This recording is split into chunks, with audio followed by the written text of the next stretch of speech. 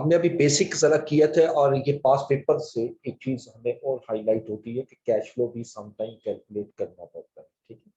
तो वो that is not a difficult science, a difficult thing, हम इजीली इसको कैलकुलेट कर सकते हैं।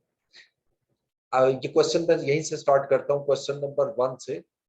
और द लॉयन स्टेशनरी कंपनी, ये आपका पिक्फा में आया हुआ है समर 2017 में, क्वेश्चन नंबर 6 है।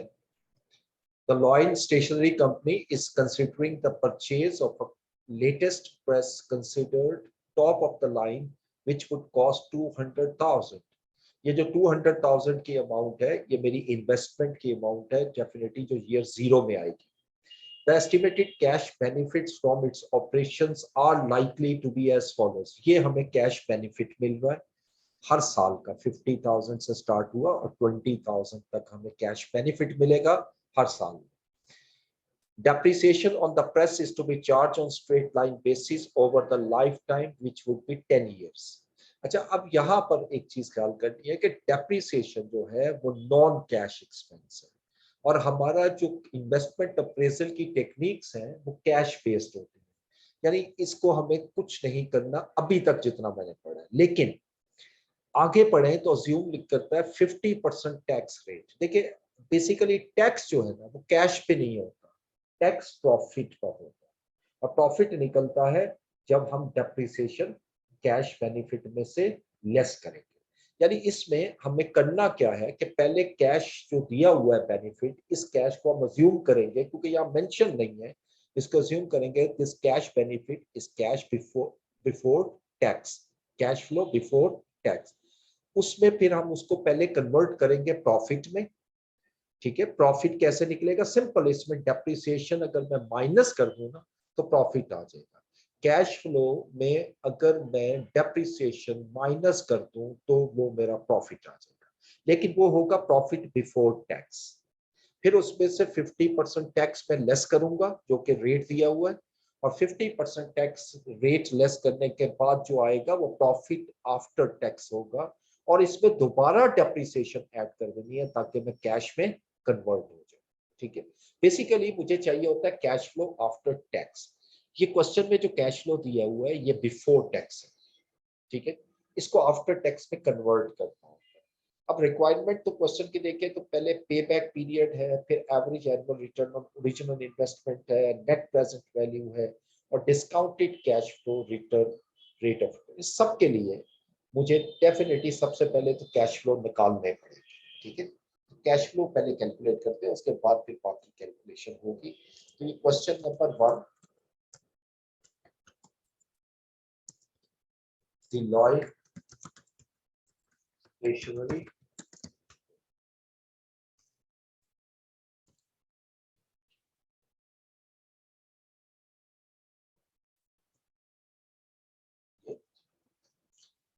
अच्छा जी, अब इसमें एक दफा फिर मैं जरा थोड़ा सा एक्सप्लेन करता हूँ। If cash flow before tax is given, we have to convert it into cash flow after tax. हमें जब भी cash flow before tax question में दिए हो तो हमें उसको कन्वर्ट करना होगा कैश फ्लो आफ्टर टैक्स, ठीक है, फिर प्रेजेंट वैल्यू हो जाए।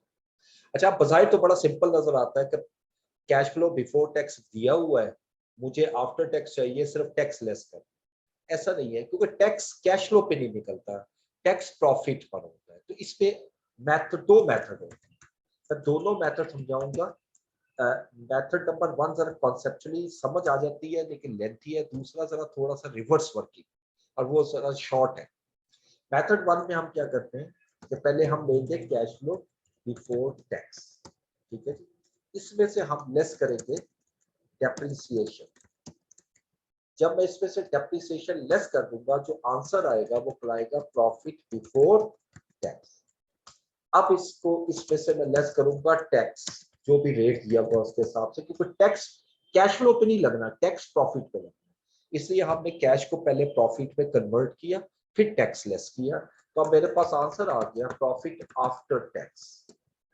अब प्रॉफिट आफ्टर टैक्स आ चुका है, अब दोबारा कैश फ्लो में कन्वर्ट करना है। तो अब मैं वही डेप्रिसिएशन दोबारा ऐड कर दूंगा, तो मेरे पास कैश फ्लो आफ्टर टैक्स आ जाता। एक तो मेथड। अब इसमें देखिए कि 3-4 स्टेप बन जाते हैं। मेथड नंबर 2 में जब मैं जाता हूँ, मेथड 2 आंसर दोनों में बिल्कुल सेम आएगा, इसमें कोई डिफरेंस नहीं आएगा। इसको मैं लूंगा कैश फ्लो बिफोर टैक्स। इसमें से पहले मैं लेस करूंगा tax on cash flow, tax on cash flow. हालांकि टैक्स बनता है प्रॉफिट पर, लेकिन मैं पहले कैश फ्लो पे टैक्स दूंगा, फिर जो बेनिफिट हो रहा है यानी डेप्रिसिएशन की वजह से टैक्स सेविंग हो रही है, टैक्स सेविंग जिसको टैक्स शील्ड भी कहते हैं, ऑन डेप्रिसिएशन, वो ऐड कर दोगे तो डायरेक्टली मेरा कैश फ्लो आफ्टर टैक्स आ जाएगा। अब ये मेथड बहुत शॉर्ट है, सेकंड मेथड, ठीक है, और मैं रिकमेंड भी यही करूंगा कि पेपर में आप इस मेथड को कर सकते हैं। लेकिन अभी मैं इसी क्वेश्चन को दोनों मेथड से करूंगा। देखिए कैश फ्लो निकालने के लिए, कैश फ्लो आफ्टर टैक्स निकालने के लिए ऊपर हेडिंग जरूर पढ़िएगा। ये मैंने कहा अगर वो गिवन ना हो, ठीक है, अगर कैश फ्लो गिवन ना हो, cash flow before tax given हो और आफ्टर टैक्स गिवन ना हो, तो हमें पहले उसको आफ्टर टैक्स में कन्वर्ट करना पड़ेगा, ठीक है।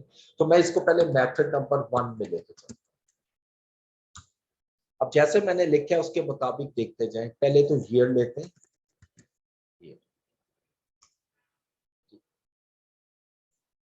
ईयर्स। अब कितने ईयर का डाटा है जी?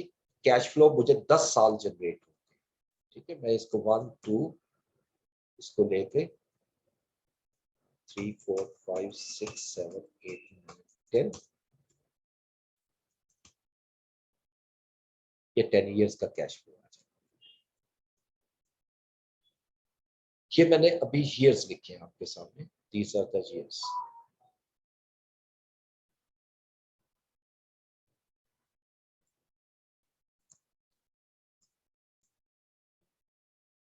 ये लीजिए।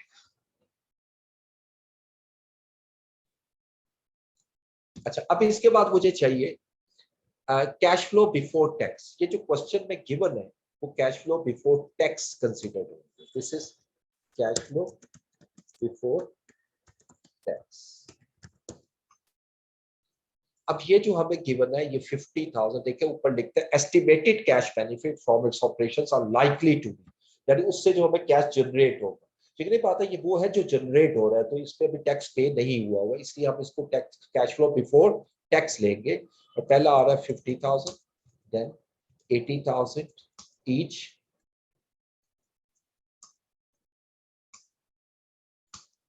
उसके बाद देखिए 70,000, 60,000, देन 50 40 30 20, हर साल 10,000 कम हो रहा है। ये डाटा क्वेश्चन से मैंने लिया, ठीक है। अब मैं इसकी तरफ आता हूँ, लेस करनी है इसमें डेप्रिसिएशन, ठीक है जी। अब मैं इसमें डेप्रिसिएशन, डेप्रिसिएशन है कितनी, उसे कहा जी straight line method, straight line method. ये देखिए वो लिखता है depreciation request to be charge on straight line basis over the lifetime which will be 10 year. अगर एसेट 2 लाख का है और 10 साल में डेप्रिसिएट करना है, हर साल की डेप्रिसिएशन 20,000 बनेगी, ठीक है। तो आप 20,000 डेप्रिसिएशन हर साल में से माइनस कर दो। मैं इसी को कॉपी कर लेता हूँ, ये माइनस कर दो, ठीक है। जब डेप्रिसिएशन इसमें से लेस करूंगा, अब जो आंसर आएगा this is non profit before tax, ये मेरा प्रॉफिट बिफोर टैक्स कहलाएगा,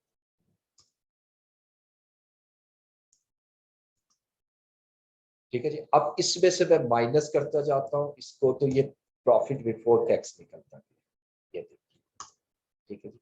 ये हर साल का प्रॉफिट निकल आएगा।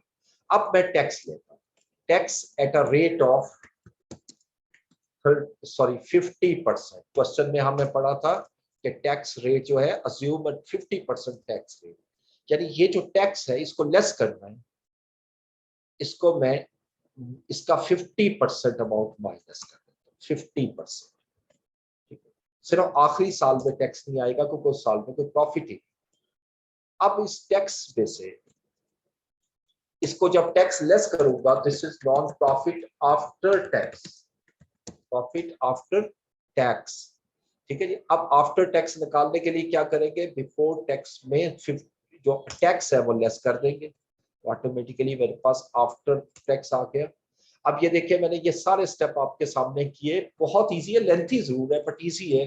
कैश फ्लो बिफोर टैक्स लिया, उसमें डेप्रिसिएशन मैंने माइनस कर दी, और डेप्रिसिएशन माइनस की तो प्रॉफिट बिफोर टैक्स आ गया, ये जो अभी आप देखते जाओ अपनी लेफ्ट साइड पे।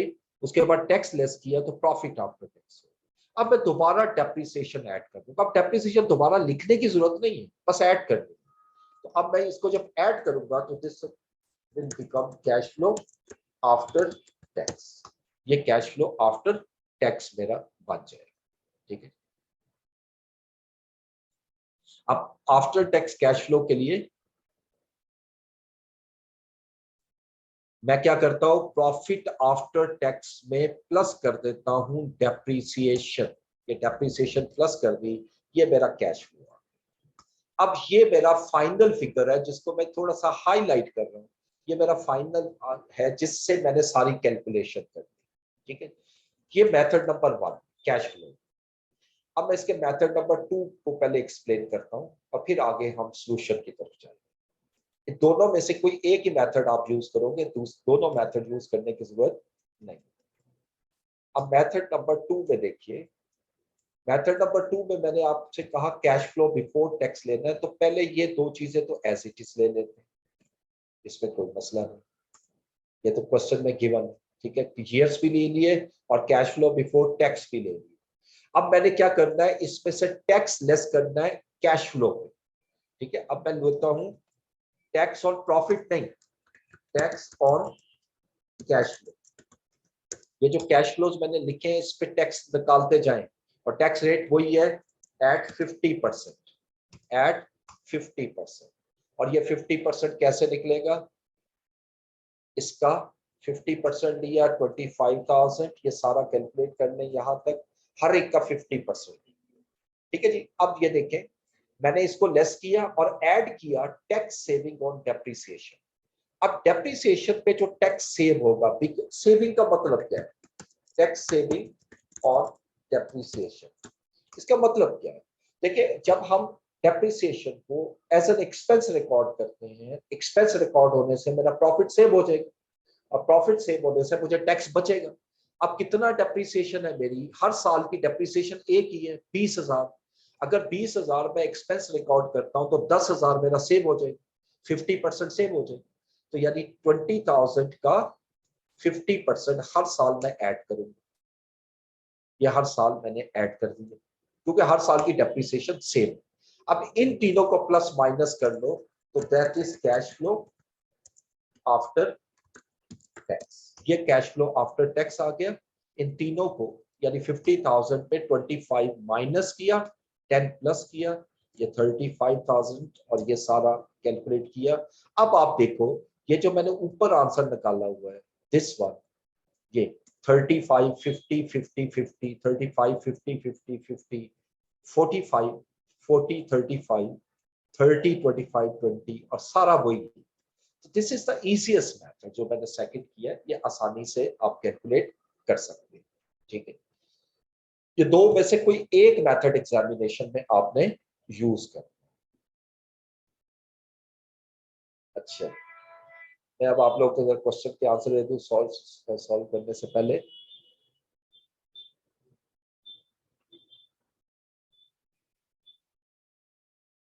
अच्छा, वॉइस क्लियर आ रही है आप लोगों को? Okay okay.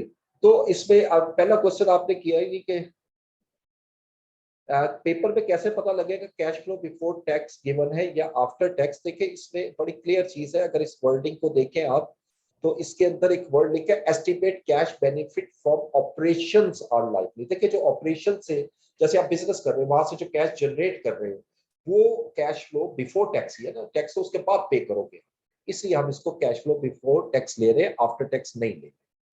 ठीक है, उसके बाद आपका क्वेश्चन ये था जीरो ईयर क्यों नहीं लिया। देखिए वो तो अभी सॉल्व करेंगे तो लेंगे, ये तो अभी सिर्फ कैश फ्लो निकाल।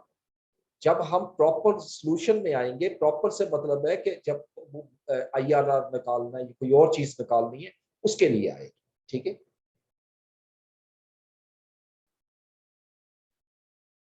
डेप्रिसिएशन 20,000 कैसे आई? देखो उसने लिखा हुआ है कि depreciation on the press is to be charge on straight line basis over the lifetime which is will be 10 इयर्स। अब एसेट कितने का खरीदा था आपने? प्रेस ये ऊपर देखिएगा इस पैराग्राफ में, देखें आपने 2 लाख रुपए का एसेट खरीदा हुआ है। अगर स्ट्रेट लाइन मेथड होता है तो उसका सिंपल तरीका ये होता है, कॉस्ट ऑफ एसेट को डिवाइड कर देते हो आप यूजफुल लाइफ पे, तो वो डेप्रिसिएशन आ जाता है।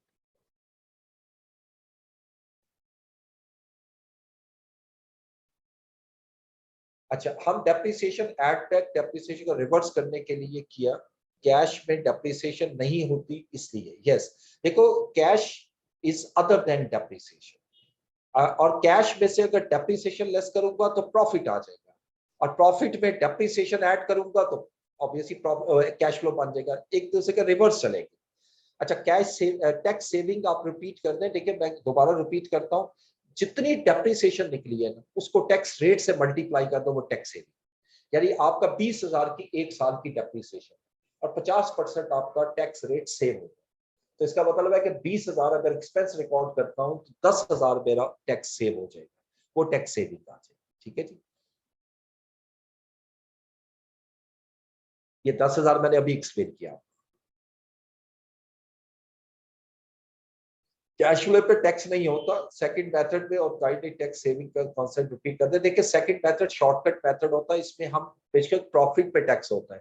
देखो इसके सोल्यूशन में हम क्या जवाब दे रहे होते हैं, हम कहते हैं जी कि हमारा जो कैश फ्लो है वो 30,000 है, इस पे टैक्स 15,000 बनता है, लेकिन डेप्रिसिएशन का 10,000 टैक्स सेव होने की वजह से ये इसमें आई है, यहां से समझ आएगी।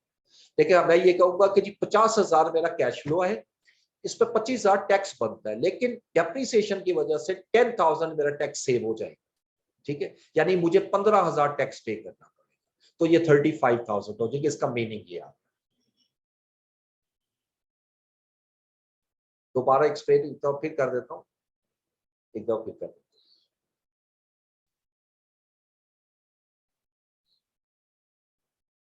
क्वेश्चन में किधर पूछा हुआ है ये सारा प्रोसेस? देखिए क्वेश्चन के अंदर उसने ये कहा है आपसे कि आप IRR ये पे बैक निकालो, पे बैक के लिए मुझे कैश फ्लो चाहिए, इसलिए हम ये पहले कैश फ्लो निकालेंगे। इससे पहले जो हमने क्वेश्चंस किए थे उसके अंदर कैश फ्लो गिवन, उसके अंदर कैश फ्लो गिवन, और इसके अंदर कैश फ्लो देखो इसमें हमें कैश फ्लो खुद कैलकुलेट करना पड़ेगा, इसमें कैश फ्लो गिवन नहीं। ओके, सर वालेकुम अस्सलाम। फर्स्ट मेथड है, फिर इसके लॉस कॉलम की कैलकुलेशन सर एक दफा देखिएगा। लास्ट बैच ओके जी, बोलिए। सर ईयर 2 के सर एंड पे 50,000 आ रहे थे, ये किस तरह से ड्राइव हो रहा है? ये 50,000 this one. Yes sir. Okay, देखिए इसमें इस तरह है कि ये जो प्रॉफिट आफ्टर टैक्स आया, इसमें आप डेप्रिसिएशन जो है उसको ऐड बैक कर दो। सिर्फ ये प्रॉफिट में 20,000 ऐड किया 15 में, ये 35 हो गया, 30,000 में 20,000 ऐड किया 50,000 एंड सो, यानी हर साल की डेप्रिसिएशन उसमें ऐड हो जाएगी। ये मैंने मेथड की डिस्क्रिप्शन साइट पे लिखी हुई है आपको, जब प्रॉफिट आफ्टर टैक्स निकल आएगा उसमें दोबारा डेप्रिसिएशन ऐड कर देंगे। मैंने आपसे कहा था दोबारा कॉलम बनाने की जरूरत नहीं है, क्योंकि डेप्रिसिएशन का कॉलम हमने बनाया हुआ, सिर्फ ऐड कर दीजिएगा तो वो कैश फ्लो आफ्टर टैक्स में कन्वर्ट हो जाएगा। ठीक है, अच्छा मेथड नंबर 2 देखिए। Thank you. मेथड नंबर 2 को एक दफा फिर रिपीट कर देता हूं मैं आपको। देखिए इसमें यहां तक तो वही है, क्वेश्चन में जो गिवन है कैश फ्लो बिफोर टैक्स, इसमें आप ये करोगे कि इसी कैश फ्लो बिफोर टैक्स पर पहले टैक्स कैलकुलेट कर लोगे। टैक्स रेट है हमारा 50%, यानी 50,000 का 25% टैक्स बनता है, लेकिन मुझे टैक्स पे 25,000 नहीं करना, बिकॉज डेप्रिसिएशन की वजह से 10,000 मेरा टैक्स सेव हो जाएगा। और ये टैक्स सेविंग कैसे निकली है ये अभी आप मुझसे पूछ रहे थे, मैं लैदा शो कर देता हूँ। टैक्स सेविंग ऑन डेप्रिसिएशन, ये आपने कैलकुलेट इस तरह की है कि जो डेप्रिसिएशन है 20,000, उस पे 50% टैक्स रेट जो है लगाया, तो 10,000 रुपीज आपकी टैक्स सेविंग आ गई हर साल, क्योंकि हर साल का डेप्रिसिएशन एक्सपेंस सेम है, वो जो पीछे कैलकुलेट हुआ है, ये देखिए 20,000 ईच। लेकिन अगर हर साल का डेप्रिसिएशन मुख्तलिफ हो, जैसे रिड्यूसिंग बैलेंस मेथड में होती है, तो फिर टैक्स सेविंग हर साल की अलग से आपको कैलकुलेट करनी पड़ेगी। ठीक है, ये मेथड अब मैंने कैलकुलेट कर लिया कैश फ्लो। अब आइएगा क्वेश्चन की पहली रिक्वायरमेंट क्या है, पे बैक पीरियड निकाल दो। पे बैक, ये देखिए डाटा में आइएगा, अब वो कहता है पे बैक पीरियड निकाल दो। अब पे बैक पीरियड के लिए मैं इससे आगे भी जा सकता हूं, लेकिन मैं अब डाटा अलग लेता हूं आप लोगों के लिए। पार्ट ए, पे बैक पीरियड। अब जब भी मैं सॉल्व करूंगा, मैं इसी डाटा को फॉलो करूंगा, ये जो कैलकुलेट किया cash flow after tax, this one, इसी को फॉलो करूंगा। यहां से मैंने ईयर्स लिए और यहां से मैंने कैश फ्लो आफ्टर टैक्स लिया, जो मैंने सॉल्व किया। अब शायद आपको समझ आई हो कि मैंने ये क्यों कैलकुलेट किया। जब तक ये कैलकुलेट नहीं होगा, उस वक्त तक हमारा आगे क्वेश्चन सॉल्व हो ही नहीं सकता। तो पहले मुझे कैश फ्लो चाहिए। ठीक है, कि मैं पहले फार्मूला सही कर दूं। ये कैश फ्लो आफ्टर टैक्स जो है वो मैंने कैलकुलेट कर लिया, ये ईयर्स आ गए और कैश फ्लो आफ्टर टैक्स। अब ये समझ लो ये बिल्कुल उसी फॉर्म में आ चुका है जो से हमने क्वेश्चन किए थे, ये डाटा में गिवन है समझो। ठीक है जी, कैश फ्लो आफ्टर टैक्स। अब मैंने इसका पे बैक निकाला, तो पे बैक के लिए क्या करूं, एक्यूमुलेटेड कैश फ्लो निकाल, जो हमने पढ़ चुके, accumulated cash flow after tax. ये CFAT जो मैंने लिखा है, इसको हम कैश फ्लो आफ्टर टैक्स भी कहते हैं। ठीक है, ये मैं यहां लिख देता हूं कहीं, CFAT means cash flows after tax, right? अच्छा, अब एक्यूमुलेटेड के लिए अब इसमें सिर्फ ये है कि 0 ईयर भी डालूं। ठीक है, 0 ईयर में मैंने इन्वेस्टमेंट की थी, 0 ईयर में इन्वेस्टमेंट जो की थी वो ले आए, और इन्वेस्टमेंट हमने क्वेश्चन में की थी 200,000, ये 200,000 यहां आ जाए। अब मैं इसको एक्यूमुलेटेड कैश फ्लो निकालता हूं, ये हम पढ़ चुके हैं पिछले लेक्चर्स में भी, कि 0 ईयर में जिस दिन इन्वेस्टमेंट की अमाउंट 200,000 आ गई, उसके बाद 200,000 पे 35,000 रिकवर हो गया, 165 है। फिर 165 में से 50,000 रिकवर हो गया, 115। इसी तरह मैं इसको प्लस करता जाऊं तो ये वैल्यूज आती जाएगी।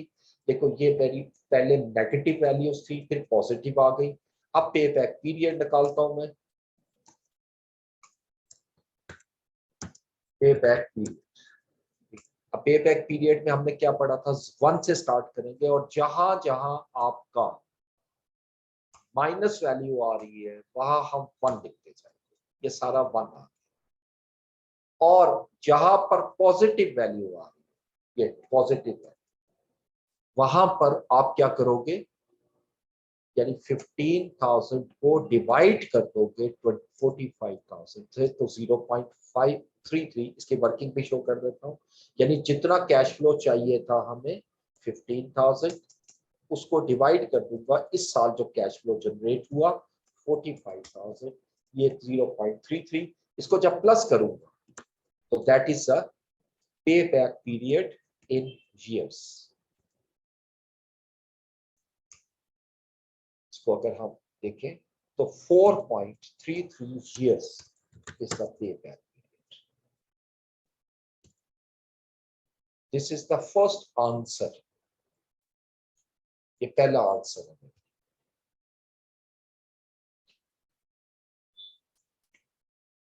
ठीक है जी, हर पार्ट को मैं अलग से इसलिए कर रहा हूं आपके साथ। अब दूसरा पार्ट देखिए क्वेश्चन की रिक्वायरमेंट के मुताबिक, वो कहता है average annual return on original investment. ठीक है, ये इसको हम कहते हैं return on investment, return on investment. ये कैसे निकलेगी, इसके लिए फार्मूला मैं बता देता हूं।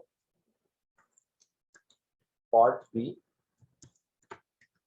रिटर्न ऑन इन्वेस्टमेंट,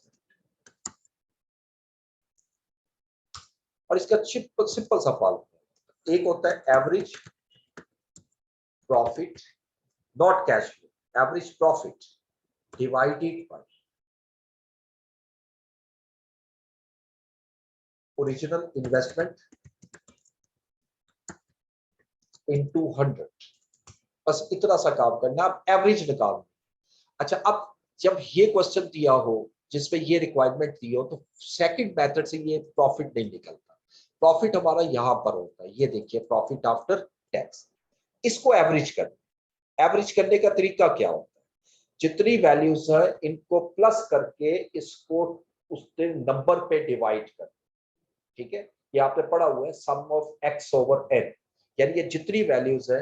यहां तो मैं एवरेज डायरेक्ट भी ले सकता हूं, ये देखिए फार्मूला लगाऊंगा तो ये एवरेज कैलकुलेट कर देगा इन सब वैल्यूज, जो कि 18,000। ठीक है, दिस इज एवरेज प्रॉफिट। ठीक है, लेकिन ये कैलकुलेट कैसे किया, इन सब को प्लस करके 10 पे डिवाइड करके, इन सब को प्लस करो पहले, ये बनता है 180,000 और इसको डिवाइड किया 10 पे, दिस इज एवरेज प्रॉफिट। तो फार्मूले के मुताबिक मेरा एवरेज प्रॉफिट तो आ गया 18,000। ठीक है जी, divided by original investment, investment की हुई है आपने 2 लाख रुपए और इनटू 100।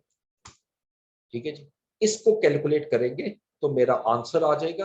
अब जरा कैलकुलेट करते हैं, is equal to 18,000 divided by 200,000 into 100 करने के लिए मैं परसेंटेज दबाता हूं, तो 9% जो है ये मेरा रिटर्न, यानी इस इन्वेस्टमेंट पे जो मुझे रिटर्न मिल रहा है वो 9%। ये छोटा सा फार्मूला होता है, average profit divided by original investment into 100। तीसरा वो कह रहा है नेट प्रेजेंट वैल्यू निकाल दो, एनपीवी, और इसके लिए उसे कॉस्ट ऑफ कैपिटल दिया हुआ है 10%, कॉस्ट ऑफ कैपिटल 10%। ठीक है, तो अब ये यही यहां से दोबारा डेटा उठाता,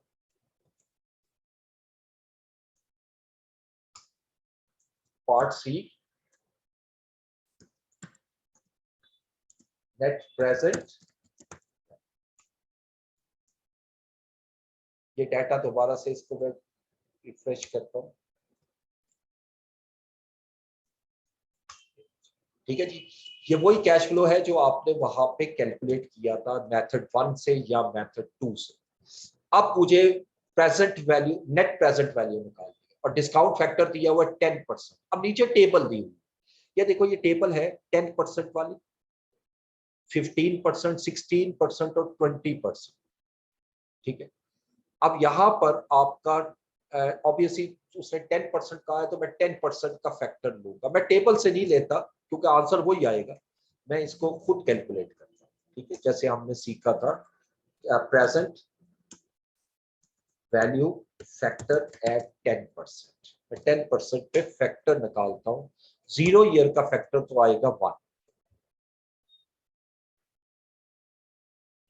ठीक है, अब मैंने क्या करना है, 1 डिवाइडेड बाय 1.10, फिर इसको डिवाइड करूंगा 1.10 पर, और देख लो ये जो टेबल क्वेश्चन में दी है सेम वही आती जा रही है। इसको डिवाइड करूंगा 1.10, देखो 7.751, आगे 0.683 है, इसको डिवाइड किया 1.10, 683, कहीं पर शायद 0.001 का डिफरेंस आ सकता है, इससे ज्यादा नहीं। ये आखिरी वैल्यू देखो 0.386, ये 10वें साल में 0.386। ठीक है, ये प्रेजेंट वैल्यू फैक्टर आ गया। अब इस प्रेजेंट वैल्यू फैक्टर को मैं कैश फ्लो से जब मल्टीप्लाई करूंगा तो दैट इज प्रेजेंट वैल्यू, इसको डिस्काउंटेड कैश फ्लो भी कहते हैं। अब इसको आप मल्टीप्लाई कर दो, 200,000 इंटू 1, 200,000 और ये सारा मल्टीप्लाई किया, ये कैलकुलेट। ठीक है, सबको मल्टीप्लाई कर, इसको आपस में 35,000 इंटू 0.909, 50,000 इंटू 0.826 और लास्ट 20,000 इंटू 0.386। अब इन सबको प्लस कर लो,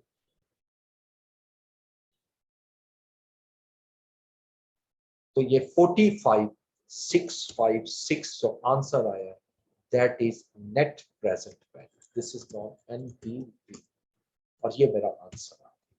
इसमें कोई डिसीजन नहीं पूछ रहा, सिर्फ कह रहे हैं ये चीजें कैलकुलेट कर। ठीक है, अच्छा आखिर में लिखते हैं fourth part, discounted cash flow rate of return. देखिए discounted cash flow rate of return, ये basically internal rate of return IRR। ठीक है, क्योंकि IRR discounted rate cash flow return निकलाता है, क्योंकि वही उसको डिस्काउंट करते हैं।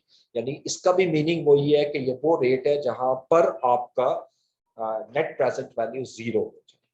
ठीक है, अब मुझे करना क्या है, एक वैल्यू मैंने निकाली हुई है, ठीक है, मैं इसी को अगर ले लूं आगे, इसी को पार्ट सी एंड डी में कंबाइन कर, एंड डी एनपीवी निकल आई, और इसके लिए अब मैं निकाल रहा हूं discounted cash flow rate of return, जिसको IRR है। ठीक है, मैं ब्रैकेट में IRR लिखूंगा, ज्यादा बेहतर। अच्छा, एक तो अब प्रेजेंट वैल्यू है मेरे पास, ये देखिएगा 10% पे, जहां एनपीवी पॉजिटिव आ रही है।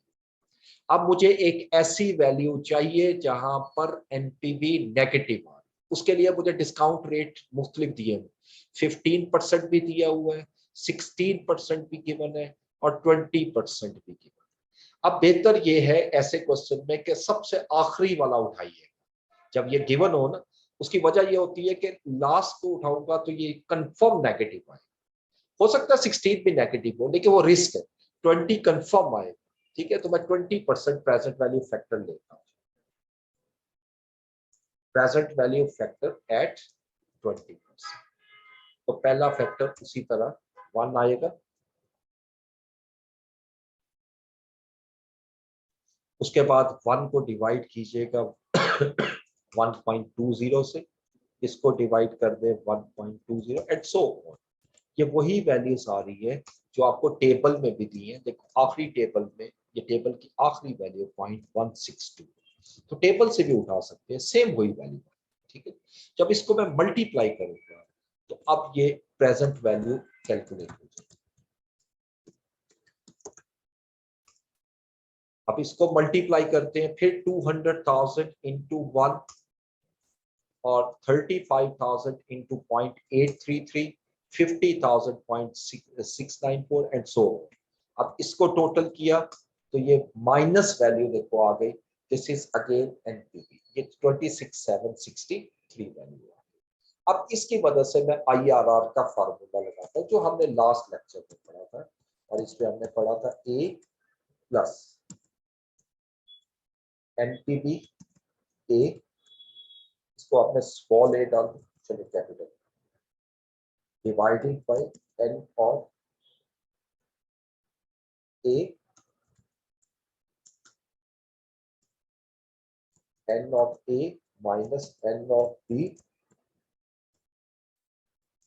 ब्रैकेट क्लोज की, फिर ब्रैकेट स्टार्ट की, और b माइनस a। और ये हम पढ़ चुके, एक बार फिर रिवाइज करूंगा। a का मतलब होता है लो रेट, ठीक है, मुझे पहले a चाहिए। ए कितना आएगा, लो रेट। अब लो रेट हमने दो रेट लिए, एक 10%, एक 20%। इनमें से जो लो रेट है वो ए होगा, 10% आ गया, ठीक है जी। और हाई रेट जो है वो बी लाएगा, जो कि है हमारे पास 20%, ठीक है जी। ये हाई रेट और वो आ गया। अब फार्मूले के मुताबिक एन ए चाहिए। एन ए का मतलब क्या है कि 10%, यानी ए 10% है ना, 10% पे एनपीवी क्या है, 10% पे एनपीवी आ रही है 45,646, और एनबी का मतलब क्या है कि आप एनपीवी लो जो आपने 20% पे निकाला, ठीक हो गया। अब फार्मूले के मुताबिक मुझे करना क्या है, पहले एन ए चाहिए जो 45.646 है, यही मैं दोबारा यहां लिख देता हूं वैल्यू कैलकुलेट करने के लिए। और दूसरा डिवाइड करना है इसको N A minus N B, यानी इन दोनों वैल्यूज को मैंने माइनस करना। जब माइनस करूंगा ये खुद ही प्लस, देखो 72,409। अब इसको मैं डिवाइड करता हूँ, ये फार्मूला देखते हो जो मैं इस हिस्से को सॉल्व करूंगा, यानी इसको डिवाइड करते हैं, इसको डिवाइड किया तो इसको 3 डेसिमल तक देना, 0.630 आ, ठीक है। अब इसको इस पे मैं मल्टीप्लाई करूंगा b माइनस ए। अब देखो b माइनस ए लू तो b माइनस ए कितना आएगा, b माइनस ए, b माइनस ए लूंगा 20% माइनस 10%, ठीक है। तो ये बन गया। आप इसको कैलकुलेटर पे कीजिएगा, मैं एक एक स्टेप सिर्फ लिख रहा हूं। B माइनस ए आए 10%। अब देखो इस हिस्से को B माइनस ए से मैंने मल्टीप्लाई कर दिया, इसको मैंने मल्टीप्लाई कर दिया, दिस अमाउंट मल्टीप्लाई दिस, और इसको परसेंटेज में कन्वर्ट कर लिया, ये 6% आ गया, ये 6.30, और इसमें ए प्लस कर दो, लो रेट है 10%। अब इन दोनों को ऐड कर लो तो ये मेरा आई आ रहा, 16.30 is the IRR, internal rate of return. तो जब आप कैलकुलेटर पर ये वैल्यूज पुट करोगे तो ऑटोमेटिकली आपका आंसर यही आएगा। ठीक है जी, ये मेरा फाइनल आंसर आ गया, इंटरनल रेट ऑफ रिटर्न।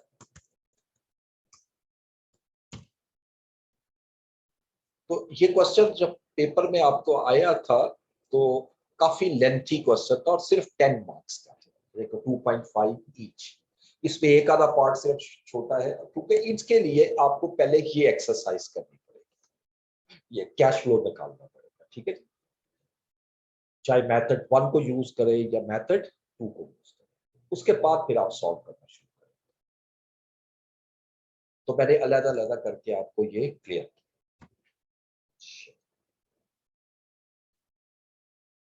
अच्छा, डिसीजन वैसे मैं आपको बता देता हूँ, डिसीजन वाला इसने पूछा नहीं है क्वेश्चन के अंदर, मैं बता दूँ।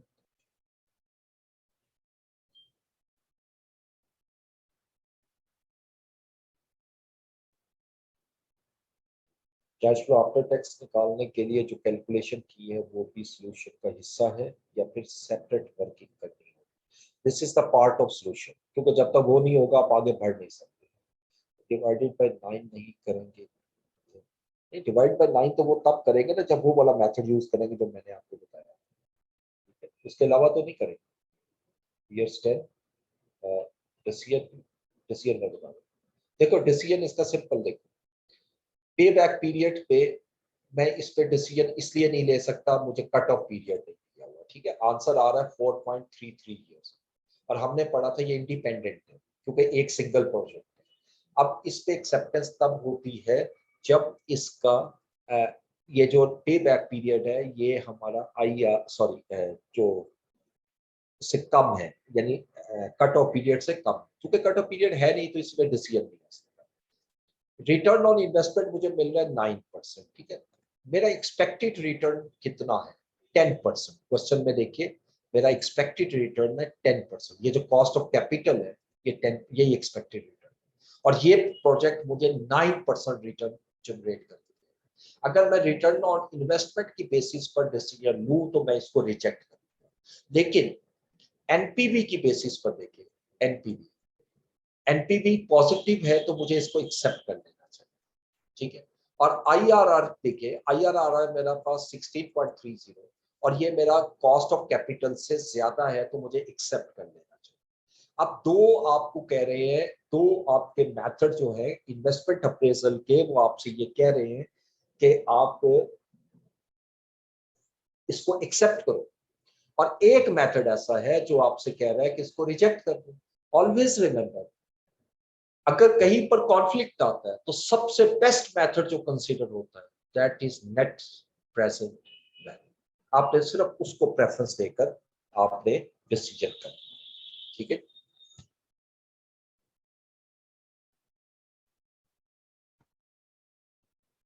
कट ऑफ पीरियड मैंने पिछले भी लेक्चर में जब पे बैक करवा रहा था मैंने समझाया था, तो फिर रिपीट कर देता हूं। कट ऑफ पीरियड वो पीरियड होता है जितने अरसे के में मैनेजमेंट ये चाहती है कि मेरी रिटर्न मुझे मिल जाए, मुझे मेरी इन्वेस्टमेंट मुझे वापस मिल जाए, उस पीरियड को हम कट ऑफ पीरियड कहते हैं। ठीक है, ओके। अब आइएगा नेक्स्ट क्वेश्चन नंबर 2। अच्छा, इसकी रिक्वायरमेंट पहले देख लीजिएगा। अब देखिए इसमें भी पे बैक पीरियड मांगा हुआ है और नेट प्रेजेंट वैल्यू और नेट प्रेजेंट वैल्यू इंडेक्स। ये इंडेक्स क्या होता है, ये बहुत इजी होता है, ये भी मैं आपको साथ ही करवा देता हूँ, नेट प्रेजेंट वैल्यू इंडेक्स। ठीक है, अच्छा अब देखिए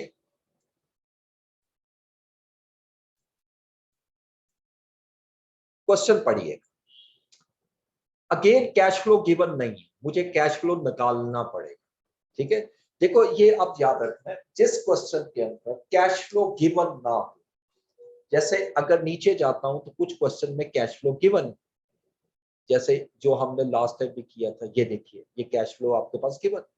जिस क्वेश्चन में कैश फ्लो गिवन नहीं है हमें खुद कैलकुलेट करना पड़ेगा। अच्छा, अब आप कहोगे पहले क्वेश्चन में तो कैश फ्लो गिवन था, यस गिवन था, लेकिन वो कैश फ्लो बिफोर टैक्स था, मुझे कैश फ्लो आफ्टर टैक्स में कन्वर्ट करना, और यहां तो कैश फ्लो सिरे से दिया ही नहीं। ठीक है, तो यहां लिखते हैं Raper company contemplates replacement of one of its machinery with new equipment. The annual cost of operating the machinery is rupees 138,600 without taking into consideration the accounting depreciation। वो कह रहे हैं जो मशीन जो है, जो इस वक्त जो मेरे पास मशीन है, उसको ऑपरेट करने पे जो मेरी कॉस्ट आती है वो 138,600 है, जो कि जिसके अंदर डेप्रिसिएशन शामिल नहीं। ठीक है, estimated operating cost of new machine in the market is ₹91,800। अलबत्ता जो मेरी ऑपरेटिंग कॉस्ट है न्यू मशीन की वो 91,800। देखिए मैं क्या करना चाह रहा हूँ, पुरानी मशीन को रिप्लेस करना चाह रहा हूँ न्यू से। जब रिप्लेस करूंगा तो यकीनी बात है ये मेरी कॉस्ट सेविंग होगी, यानी पहले 1,38,600 रुपए कॉस्ट लग रही थी, अब 91,800 लगेगी। Cost of new equipment company wants to buy is 160,000 which is net of the trade in allowance.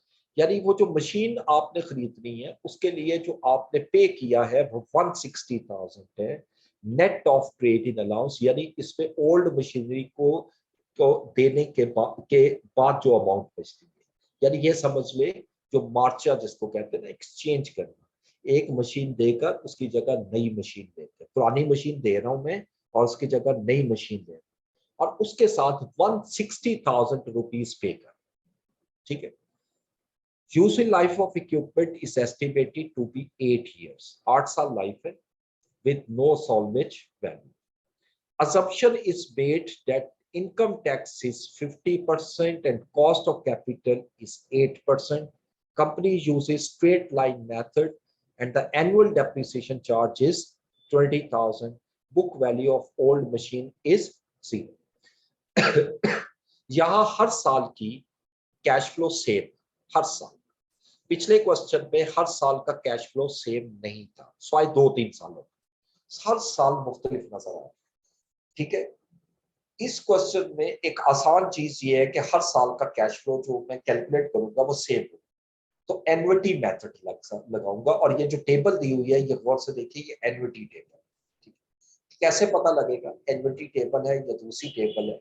वैसे तो ऊपर आमतौर पर लिखा होता है, जैसे ये पास पेपर में नहीं लिखा होगा, तो इसका पता ये लगेगा कि ये जो वैल्यू आ रही है ना 8% वाली, इससे अगली वैल्यू ज्यादा आ रही है, तो एन्युटी में ज्यादा आती है, यानी प्लस होती जाती है ना। ये देखें हर अगली वैल्यू पिछली वैल्यू से ज्यादा है, और जबकि प्रेजेंट वैल्यू में देखो हर अगली वैल्यू पिछली वैल्यू से कम होती है।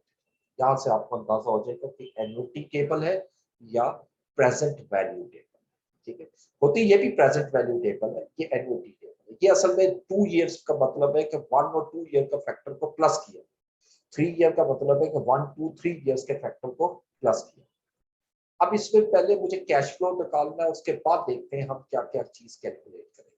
ठीक है, आइए का क्वेश्चन में, अब इस क्वेश्चन को देखिए, जब मैं करता हूँ जरा ध्यान से देखिएगा, बहुत टाइम सेव होगा जिस मेथड को मैं ले रहा हूँ।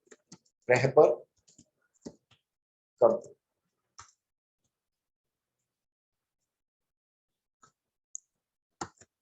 क्वेश्चन नंबर, अच्छा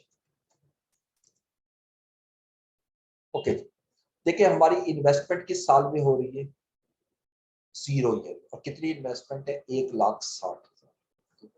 यहाँ मैं 0 ईयर्स लेता हूँ और यहाँ पर कैश, यही से उठाते हैं।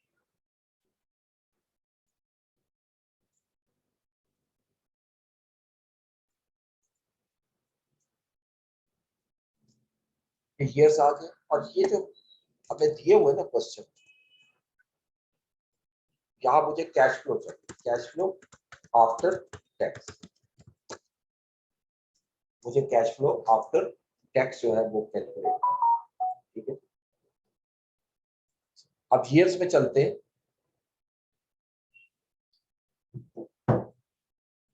अब कितने साल है वो बात की बात है, पहले 0 ईयर में, ठीक है जी। इसी तरह यहाँ से मैं 0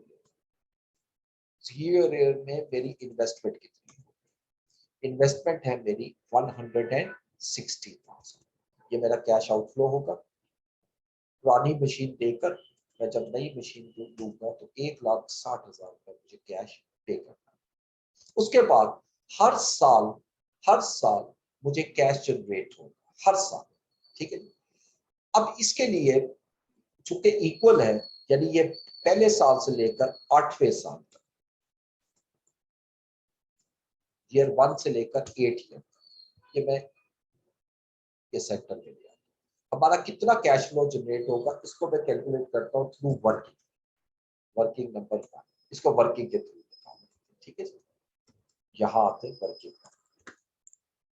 जी। तो वर्किंग 1 में देखिए हमें दिया क्या हो, एनुअल सेविंग कितनी, यानी मैं अगर ये लिखूं एग्जिस्टिंग मशीन कॉस्ट, तो एग्जिस्टिंग मशीन पे जो मेरी कॉस्ट लग रही है वो 1,38,600 है, और न्यू मशीन की जो कॉस्ट लगेगी वो कह रहे हैं जी कि उसमें कॉस्ट लगेगी 91,800। तो एनुअल सेविंग कितनी आ गई, सेविंग्स इन कॉस्ट, इसमें से ये मैं माइनस कर देता हूं तो ये मेरी एनुअल सेविंग होगी, ठीक है। अब ये समझ लो ये जो एनुअल सेविंग है ये कैश फ्लो बिफोर टैक्स, ये ऊपर वो मेथड ये वाला जो मैंने पहले किया था, दिस वन, ये कर, ये कैश फ्लो बिफोर टैक्स पहले खुद कैलकुलेट। अब इस मेथड को मैं जरा नीचे लाता हूं और फिर मैं आपको वही सॉल्व करके दिखाता हूं, इसी को यूज कर रहा हूं, मैं कोई नई चीज नहीं कर रहा। मैंने कैश फ्लो बिफोर टैक्स निकाल लिया, ये देखिए। सिर्फ यहाँ पर निकालने का तरीका जरा ये था कि उसने 2 अलग कॉस्ट दी हुई है, जितनी सेविंग है वही मेरी कैश फ्लो बिफोर टैक्स है, ठीक है। अब इस पे मुझे टैक्स पे करना, पहले लेस करता हूँ, नहीं पहले इस पे डेप्रिसिएशन लेस करता हूँ, और डेप्रिसिएशन जो है उसने दी हुई है, एनुअल डेप्रिसिएशन जो है वो कहता है 20,000 है, ये देखिए। डेप्रिसिएशन मेथड स्ट्रेट लाइन है, एनुअल डेप्रिसिएशन चार्जेस 20,000, ये 20,000 मैंने लेस कर दिया। लेस करके जो आंसर आ रहा है दिस वन, इसको हम कहेंगे प्रॉफिट बिफोर टैक्स, ठीक है। अब प्रॉफिट बिफोर टैक्स में से मैं लेस करूंगा टैक्स एक्सपेंस। अब टैक्स एक्सपेंस है 50%, तो ये जो अमाउंट आपने निकाली है इसका 50% लेकर इसके से माइनस कर दो। माइनस किया तो जो आंसर आया this is not profit after tax. साथ मैंने ये मेथड लिखा हुआ है, देखो मैं वही चीज कर रहा हूँ जो लिखा हुआ, और इसमें आप डेप्रिसिएशन ऐड कर लेते हैं। अब डेप्रिसिएशन मेरी 20,000 है, जैसे इसको ऐड किया तो ये मेरे पास कैश फ्लो आफ्टर टैक्स आ गया, annual cash flow after tax, जो मैंने यहां ला, यानी पहले साल से लेकर 8वें साल तक हर साल मुझे 33,400 सेव होगा हर साल। इसको अलग-अलग लिखने की जरूरत नहीं है क्योंकि मैं एन्युटी टेबल लगाऊंगा, ठीक है। इस वजह से इसको इकट्ठा किया, और इसके अलावा और कोई इंफॉर्मेशन हमारे पास नहीं है, स्वाइप कॉस्ट ऑफ कैपिटल, बस ये कैश फ्लो निकल आए। अब इसके बाद रिक्वायरमेंट क्या है क्वेश्चन की, पहली चीज है पे बैक पीरियड निकालना। अच्छा, इस पे पे बैक पीरियड निकालना बहुत आसान है। इसमें पे बैक के लिए आपको इस टेबल को आगे ले जाने की जरूरत है। पे बैक पीरियड आपने निकालना हो और इक्वल कैश फ्लो, तो हम उसके लिए सिंपल एक फार्मूला यूज कर लेते हैं, और वो फार्मूला होता है investment divided by annual cash flow, annual cash flows after tax, ठीक है। अब यहाँ पर मुझे बताइए इन्वेस्टमेंट कितनी है, अगर इस पर मैं वैल्यू पुट करूं, इन्वेस्टमेंट है मेरी 160,000 ये, और एनुअल कैश फ्लो कितना है, वो हमारा है जी 33,400। जब इसको डिवाइड करूंगा तो that is 4,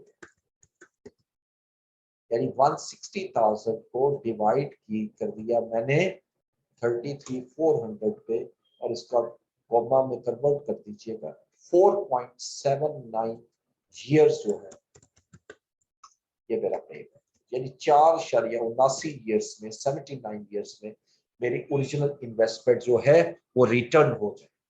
this is known as पे बैक पीरियड। ठीक है, नेक्स्ट आइएगा। इस क्वेश्चन की दूसरी रिक्वायरमेंट ये है कि नेट प्रेजेंट वैल्यू निकाल।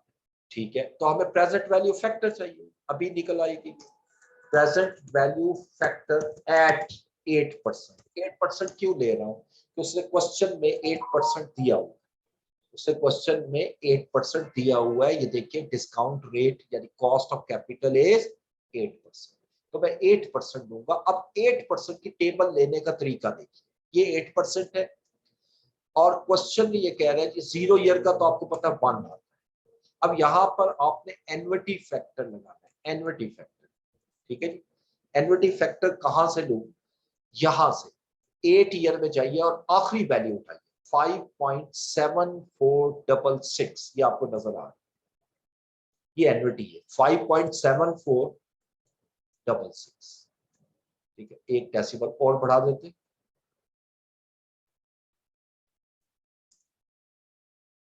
ये ठीक है।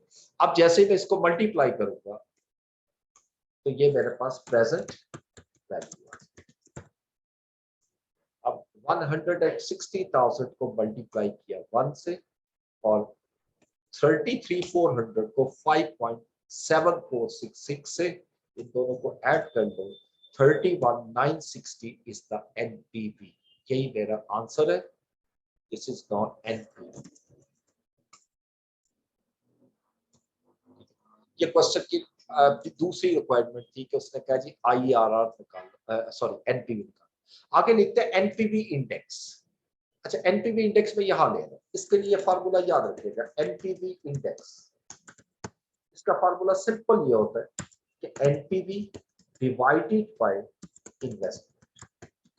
बस सिंपल कि आपने जो एनपीवी इन्वेस्टमेंट से एनपीवी अर्न की है वो कितने प्रोपोर्शन।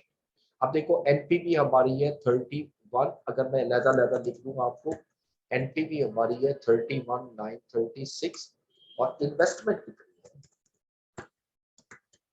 वो भी हमने यहाँ कैलकुलेट की हुई है, लिखी हुई है 160,000। तो जब इसको डिवाइड करूंगा, this is not NPV index. Index कहते हैं प्रोपोर्शन, तो इसको डिवाइड कर दो 160 पर और इसको डेसिमल प्लेसेस पे ले जाए ज्यादा में, बेशक 2 तक रख लो वो भी ठीक है। 0.20 इज द प्रॉफिटेबिलिटी इंडेक्स। ये क्या बता रहा है कि 1 रुपया अगर मैं इन्वेस्ट करता हूं तो रियल टर्म में 20 पैसे कैश जनरेट करके देता है। 0.20 का मतलब हर 1 रुपए के पीछे 20 पैसे जो है वो मुझे जनरेट हो रहे हैं। इसको कहते हैं एनपीवी इंडेक्स। अब देखो ये क्वेश्चन देखने पे तो काफी लेंथी लगता था, बट बहुत छोटा क्वेश्चन, इसमें कुछ भी नहीं। तो जहां पर आपके कैश फ्लो हर साल का सेम हो, वहां पर कोई जरूरत नहीं कि आप इतना लेंथी कैलकुलेशन करो, आप एनविटी अप्लाई करो, क्योंकि ये टेबल भी जो आपको क्वेश्चन में दी हुई है वो एनविटी है। अच्छा, आपको क्वेश्चन के अंदर टेबल जो है वो क्वेश्चन पेपर के अंदर ही ये बना के देता है। ठीक है, तो ये मैंने देखा सारा क्वेश्चन पेपर में होता है, तो इट बिकम्स ईजियर। बस आपने इसमें से जो वैल्यू चाहिए वो लेनी है, सारी वैल्यूज आपने नहीं लेनी। ठीक है, उसके बाद नेक्स्ट आइएगा अगले क्वेश्चन।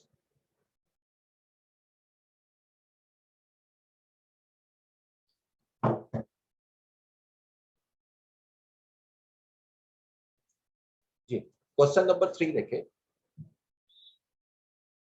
अब इसमें काफी चीजें मांगी हुई है, 3 और 2 5 और 3 8 और 3 11 और 2 13 और 15 मार्क्स का क्वेश्चन है। और देखते हैं इसमें कैश फ्लो गिवन है या नहीं क्वेश्चन पढ़ के। Sunlight company needs a machine for its manufacturing process. The cost of new machine is rupees 80,700। Expected useful life of machine is 8 years। ये जो 80,700 है ये इन्वेस्टमेंट होगी जो 0 ईयर में आएगी और 8 साल का प्रोजेक्ट है। At the end of 8 years period machine would have no salvage value, यानी उसकी कोई स्क्रैप वैल्यू नहीं है। After installation machine would increase cash inflows by 30,000 per year. हर साल 30,000 का कैश फ्लो हमारा ज्यादा होगा, तो यही मेरा कैश फ्लो लाएगा। Sunlight is interested to know the net present value of machine to accept or reject this investment. Minimum required rate of return of company is 16% on all capital investment. देखो इस question में taxation भी नहीं, तो इसमें तो cash flow simple given है, इसमें कुछ भी नहीं करना, बस जो कैश फ्लो गिवन है उसी को लीजिएगा। इसमें बिफोर आफ्टर टैक्स का कॉन्सेप्ट ही नहीं है, कोई टैक्स रेट ही गिवन नहीं है। जिस क्वेश्चन में टैक्स रेट गिवन ना हो तो जो गिवन कैश फ्लो होता है हम उसी को लेते हैं, ठीक है। ऐसा ईसीएस क्वेश्चन जो अभी तक आपने दो किए उनमें से आसान क्वेश्चन है। ये क्वेश्चन करके फिर आपके क्वेश्चन देख लेता हूँ, अगर आपको क्वेश्चन पूछ रहे हैं तो क्वेश्चन नंबर 3 में आते हैं।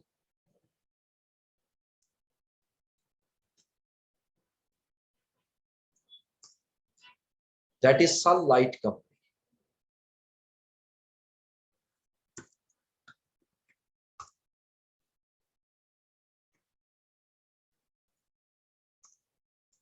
अच्छा, अब इसमें भी देखें तो इसमें भी एनविटी में लगाऊंगा, एनविटी बेशक टेबल नहीं दी हुई, तो टेबल जो है वो आपको क्वेश्चन पे अलहदा दी होगी इस पेपर पे, ठीक है। लेकिन यह है कि हम वैसे भी कैलकुलेट कर सकते हैं, इसमें कोई मसला नहीं, तो ऊपर वाली टेबल से भी इस वैल्यू को ले सकते हैं, ओके। क्योंकि ये टेबल दी हुई है 16% है ऊपर, नहीं, चलो निकाल लें।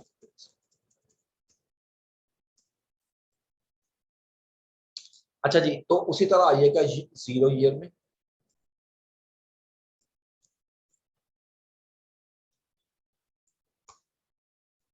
और यहाँ मैं सिर्फ कैश फ्लोस लिखता हूँ क्योंकि टैक्स है ही, ठीक है। 0 ईयर में मेरा कितना कैश फ्लो था, 0। एज पर क्वेश्चन मैंने कितनी इन्वेस्टमेंट करनी है, 80,700 की, ठीक है जी। ये 80,700 आ गया। और ये प्रोजेक्ट है 8 ईयर्स का, और वो कहता है कि at the end of 8 year machine has no salvage value. After installation machine would increase cash flow by 30,000 per year. हर साल 30,000 मेरा कैश इनफ्लो बढ़ता रहेगा, तो यही मेरा कैश फ्लो आएगा। ये ईयर 1 to 8, इसको आप ले लें, और ये 30,000 मेरा कैश फ्लो आ रहा है हर साल।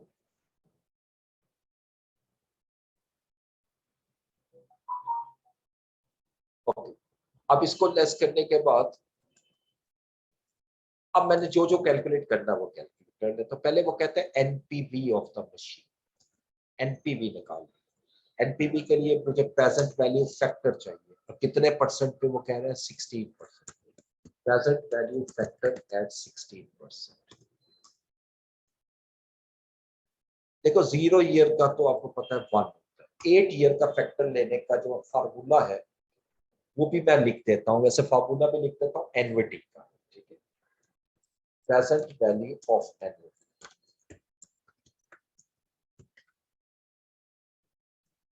इसमें फार्मूला होता है R into 1 minus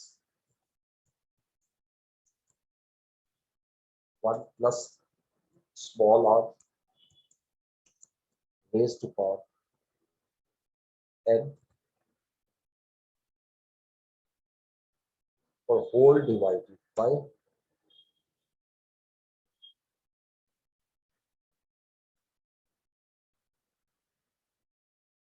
r। 1 minus 1 plus I raise to power minus n, sorry minus n और डिवाइडेड बाय r, ठीक है। ये इस तरह आपको अगर कैलकुलेटर होगा तो आराम से निकल आएगा, ठीक है। एनवीटी टेबल आप लगाते हैं, एनवीटी का फार्मूला, तो देखिए अगर मैं इसको समझाऊं इस तरह कि पहले मैं लूंगा 1.1 1 divided by 1.1 1 plus R raise to power minus n, ठीक है। तो मैं इसका एनवीटी टेबल ले लेता हूँ आपसे, बहुत ज्यादा आसान है क्योंकि ये क्वेश्चन में गिवन होता है।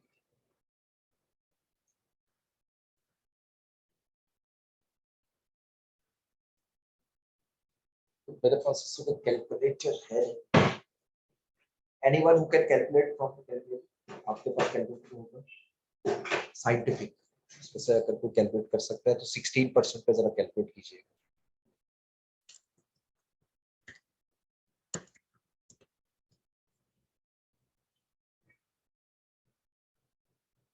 4.3435, ओके थैंक यू।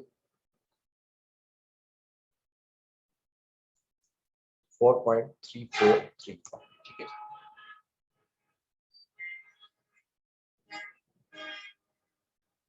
4.3435, इस पे एक डेसिमल और बढ़ा देते हैं और फिर 4 डेसिमल, ठीक है जी। ये प्रेजेंट वैल्यू फैक्टर निकल आया 16%। अब मैं इसकी प्रेजेंट वैल्यू निकाल लूँ।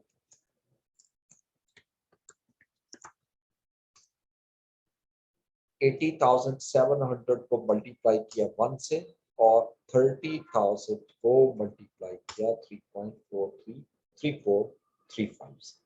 अब इसको प्लस कर लो, that is 45,605 is the NPV. ये मेरी एनपीवी निकल आई,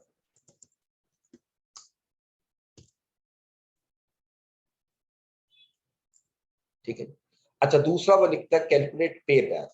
अब चूंकि एनुअल कैश फ्लो है पार्ट, ये तो पार्ट 1 था, ठीक है। पार्ट बी में वो कह रहा है पे बैक पीरियड। अब मैं क्या करूंगा पे बैक में, अब ये फार्मूला पढ़ा था हमने, तो इन्वेस्टमेंट को डिवाइड कर दूंगा एनुअल कैश फ्लो, ठीक है। तो इस पे अगर वैल्यू पुट करें तो इन्वेस्टमेंट कितनी है, एक एक वैल्यू लिख लेंगे तो जरा आपको आसानी से समझ आएगी। एनुअल इन्वेस्टमेंट है, सॉरी इन्वेस्टमेंट है मेरी 80,700 और एनुअल कैश फ्लो कितना है 30,000, ठीक है। अब मैं अगर इसको इस पे डिवाइड करूंगा तो दैट इज पे बैक। पे बैक मेरे पास आ गया 80,700 डिवाइडेड बाय 30,000 और अगर इसको डेसिमल तक देखें तो 2.69 years। ये जो रेड कलर में लिख रहा हूँ ये मेरा पे बैक पीरियड है, ठीक है। अच्छा 3 पार्ट देखें तो वो कहता है discounted pay back, discounted pay back method, ठीक है जी। जी ये अलाउ करते जी, ये स्टूडेंट को अलाउ कीजिएगा, क्वेश्चन करना चाह रहे हैं। डिस्काउंटेड पे बैक पीरियड, ठीक है। अच्छा अब डिस्काउंटेड पे बैक में सेम फार्मूला, ठीक है, कोई फार्मूला, सिर्फ ये कि कैश फ्लो जो लेना है वो डिस्काउंटेड कैश फ्लो, यानी अगर मैं फार्मूला इसी को कॉपी करूं, investment divided by annual discounted cash flow, और discounted cash flow present value, ठीक है। तो अब उसी तरह मैं लिखता हूं इन्वेस्टमेंट, इन्वेस्टमेंट मेरी है 80,700। अच्छा अब discounted pay back, okay, discounted annual पे बैक सेम नहीं होता, इसको इस तरह नहीं करते, इसको इस तरह छोड़ दें। आप इसके लिए एक एक साल अलग करना पड़ेगा, इसके लिए और कोई हाल, ठीक है। इसके लिए अलग करना पड़ेगा एक एक साल, तो 0 ईयर लीजिएगा क्योंकि हर साल का कैश फ्लो ये डिफर हो जाता है। उसके बाद 1 से लेकर 8 तक लेते हैं,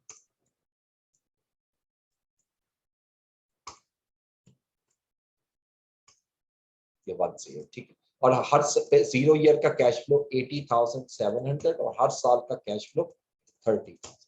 यहां तक तो आपको सेम नजर आ रहा है, ठीक है। लेकिन जब मैं इसको प्रेजेंट वैल्यू फैक्टर लगाता हूँ, प्रेजेंट वैल्यू जब फैक्टर लगाऊंगा तो ये आप देखेंगे जो कैश फ्लो आएगा वो सेम नहीं होगा। जब सेम नहीं होगा तो फिर मैं इसको कैसे अप्लाई करूं, ये अप्लाई नहीं हो सकता, ठीक है। इसलिए फिर हमें इसको टेबल में कन्वर्ट करना पड़ा, ये 1 आया, 1 डिवाइडेड बाय 1.16, इसी तरह 1.16 पे डिवाइड करते रहे, हर साल का फैक्टर आ गया, और इन सबको प्लस करेंगे तो ये वही एन्युटी फैक्टर था जो हमने ऊपर लिखा था, ठीक है। ये वही याद है, यहां से लेकर यहां तक,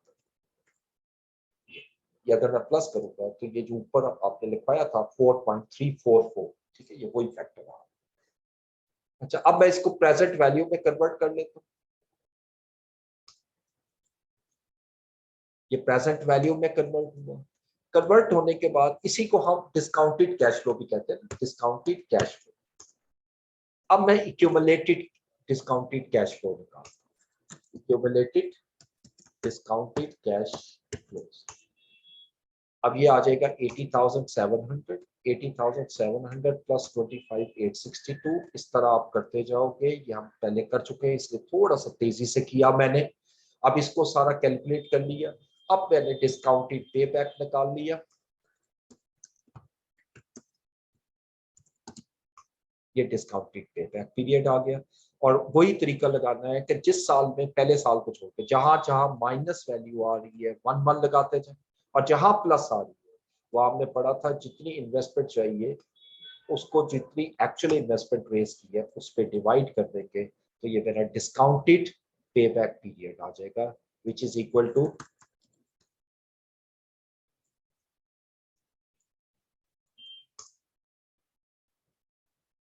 3.80 ईयर्स। ये हमेशा याद रखना है कि नॉर्मल जो पे बैक पीरियड होता है उसका आंसर कम होता है और जो डिस्काउंटेड होता है उसका ज्यादा होता है। ठीक है, डिस्काउंटेड क्योंकि डिस्काउंट में कैश फ्लो कम हो जाता है इसलिए हायर आंसर आता है। उसका 2.69 है, इसका 3.80। अच्छा, उसके बाद नेक्स्ट आइएगा पार्ट नेक्स्ट में IRR कैलकुलेट करना।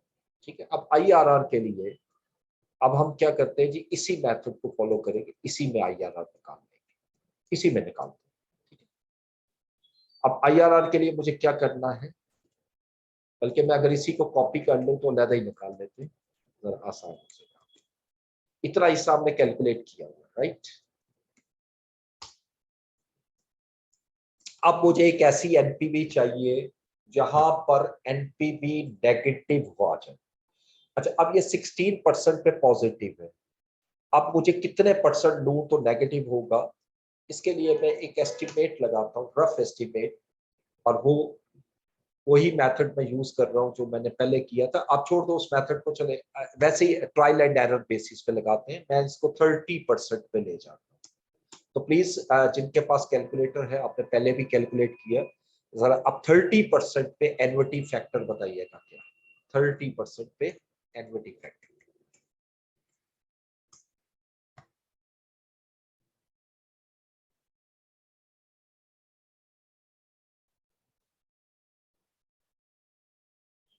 जी पहले कैलकुलेट किया था ना आपने,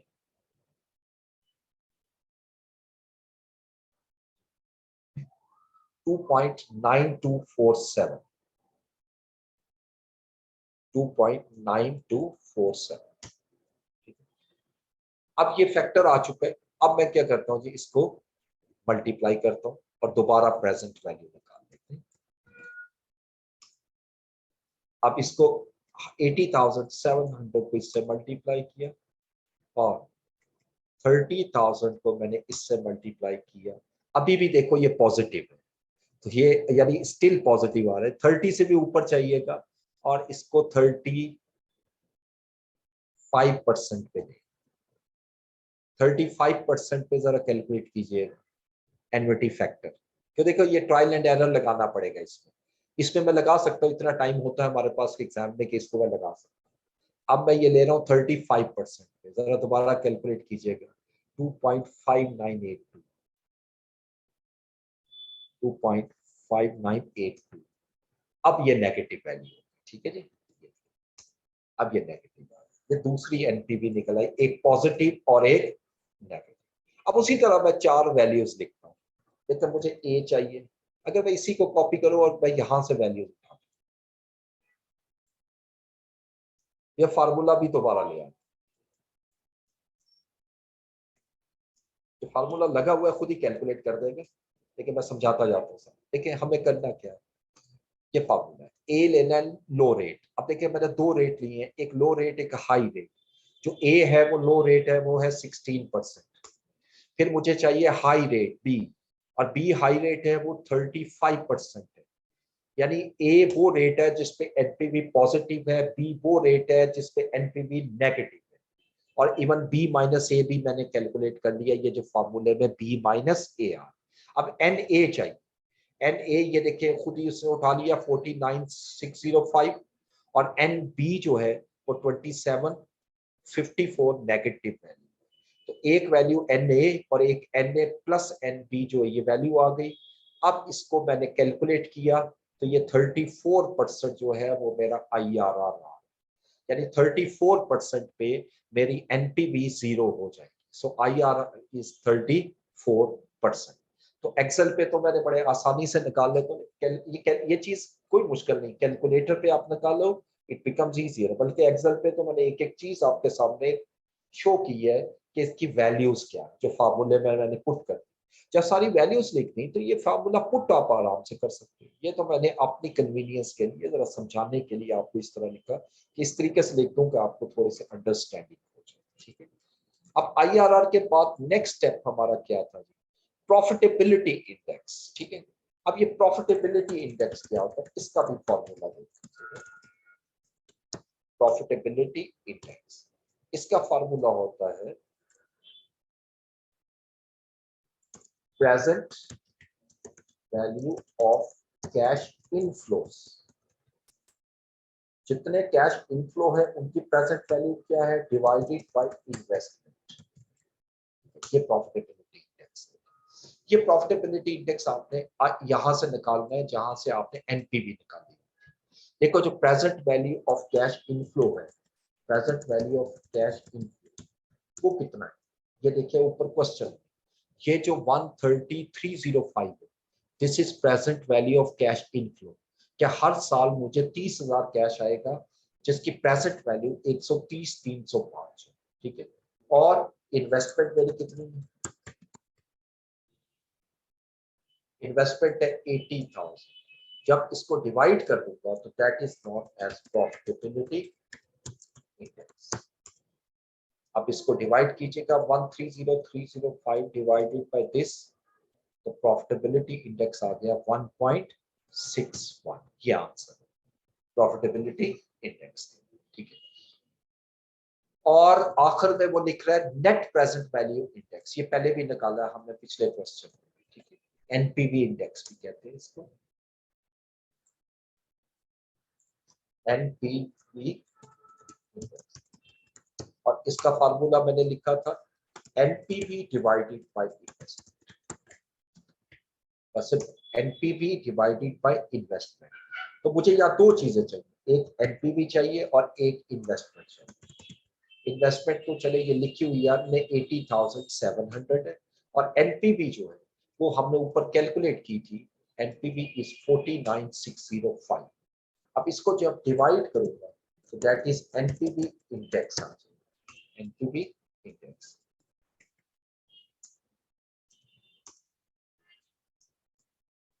इसको डिवाइड कर दिया एनपीवी को इस पर, तो ये मेरा आंसर आ रहा है 0.61।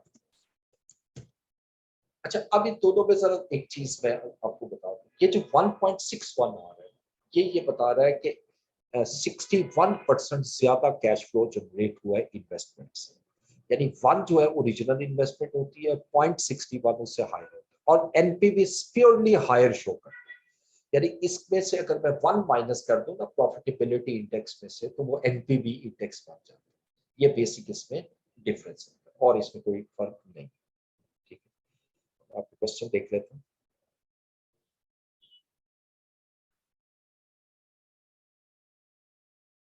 ओके, ये भी मैं आपको दे दूंगा क्वेश्चंस।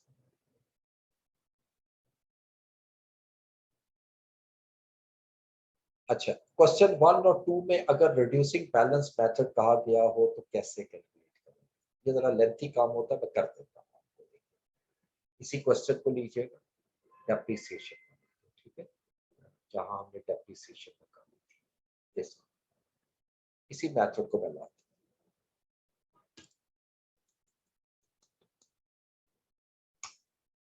मैं लिखता हूं if reducing balance method is passed, तो फिर 10 इयर्स नहीं करेगा, थोड़ा कम कर देगा, थोड़ा लेंथी हो जाता है ये क्वेश्चन। ठीक है, लेकिन ये है कि यहाँ पर चूंकि मेरे पास एक्सेल है तो मेरे लिए इतना मसला नहीं है, सारा डाटा वही है, मैंने वही है, सिर्फ डेप्रिसिएशन चेंज कर। अब यहाँ पर एसेट था 2 लाख रुपए और इस पे डेप्रिसिएशन रेट जो है वो मुझे चाहिए, तो वो दिया होगा, सपोज करते हैं डेप्रिसिएशन रेट जो है वो 25% है, ठीक है, कोई भी रेट लगा।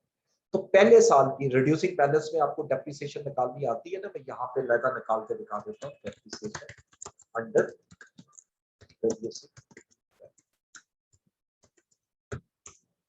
इसके लिए आसान तरीका ये होता है कि आप यहाँ बना लो कॉस्ट कितने का एसेट है या ओपनिंग बैलेंस, आप कुछ भी लिख लो, कॉस्ट WDV,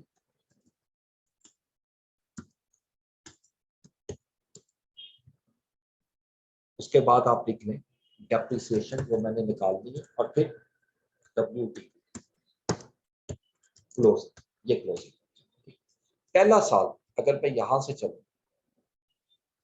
10 साल की डेप्रिसिएशन, तो क्या करूं, देखिए अगर एसेट 2 लाख का है, ये 2 लाख का एसेट है, तो पहले साल की डेप्रिसिएशन 25%, इस अमाउंट का 25% लीजिए, ये 25% लीजिए, इसमें से ये माइनस कर, ये जो माइनस किया वो 1,50,000 की वैल्यू, ठीक है जी, ये WD, और जो इस साल की WD है वो अगले साल की ओपनिंग बैलेंस।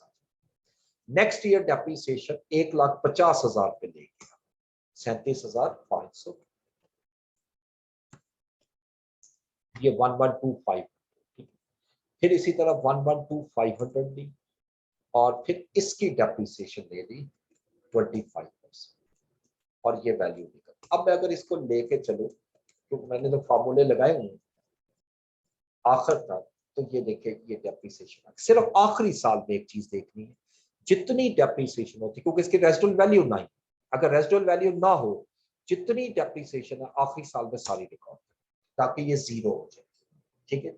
ये हमेशा याद रखना है कि आखिरी साल में जाकर हमें एडजस्टमेंट करनी है, और अगर मैं डेप्रिसिएशन रेट ज्यादा कर लूंगा तो ये जरा कम हो जाएगी, ये डिपेंड करता है उसके, ठीक है।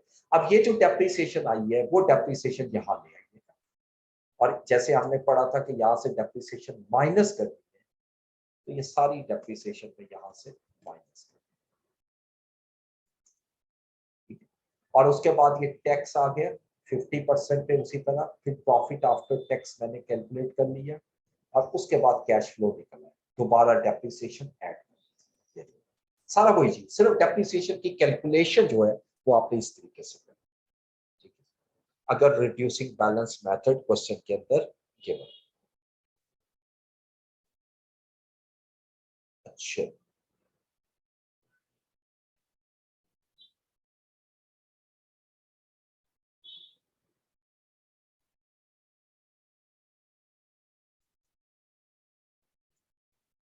अच्छा, डिस्काउंटेड पे बैक में आपने क्वेश्चन ये किया है कि आप अलग टेबल क्यों बना रहे हैं, ठीक है, और डिस्काउंटेड पे बैक में आंसर जो है वो ज्यादा क्यों आता है सिंपल पे बैक, ठीक है।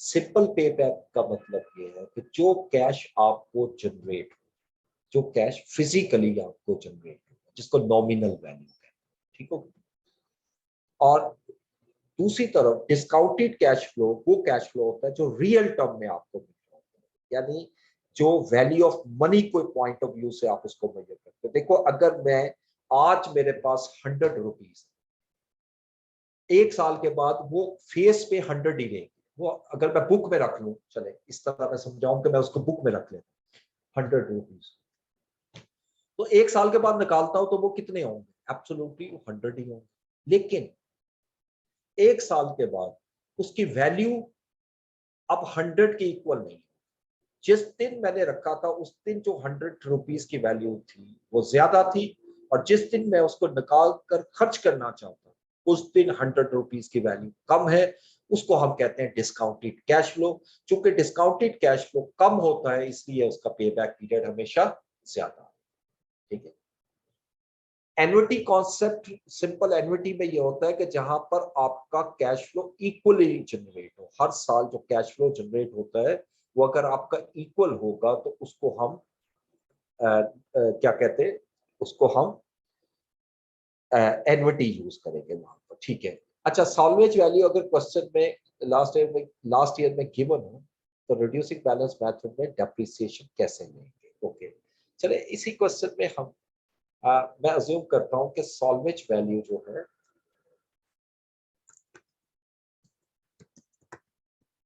वो 10,000। लेट्स ठीक। अब देखें तो मैं जब डेप्रिसिएशन लेता हूँ, अब इसको प्रॉपर 25% लेता हूँ जिस तरह हमने ली थी, ठीक है। ये 12/50 आपने यहाँ पर इस तरह वैल्यू लेनी है आखिरी ईयर की। ये 15,017 है कि एंड पे ये 10,000 की इक्वल आ जाए, यानी ये WTV जो है ना, this one that should be equal to the salvage value. तो मुझे कितना लेस करना है, तो 5017 अगर लेस कर दूं तो ये 10,000 हो जाए। तो यहाँ पर अब आखिरी साल की डेप्रिसिएशन जो है 5017।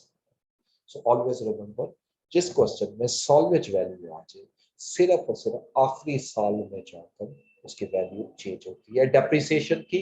बाकी ऊपर जितने भी साल है उसमें कोई फर्क नहीं। MIRR आपके सिलेबस में नहीं है, modified internal rate of return.